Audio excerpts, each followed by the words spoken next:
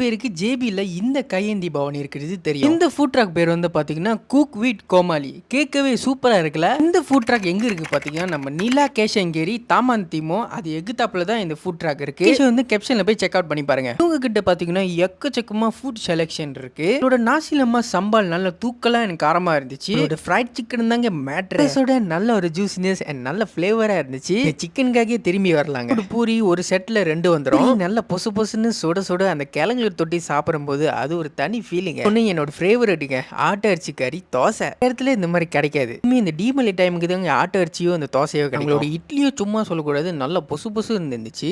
இந்த இட்லியில அந்த சாம்பாரும் சட்னி மிக்ஸ் பண்ணி சாப்பிட்டா அது ஒரு தனி கிக்குங்க. லாஸ்டா அவங்களோட பிளாக் காஃபி ட்ரை பண்ணி ஸ்ட்ராங்கா ரொம்ப இனிப்பா இல்லாம நல்ல வாசமா இருந்துச்சுங்க. முடிச்சுட்டு இங்கேயே நீங்க கை கழுவிக்கலாம். நல்லா கியூட்டா இருக்குல்ல. கிட்ட கோலி சோடாவோ கோத்தா தண்ணியோ இருக்கு. டின்னர் டைம் எங்க போய் சாப்பிடுறது இல்லைன்னா இந்த ஃபுட் ட்ராக் வந்து ட்ரை பண்ணி பாருங்க.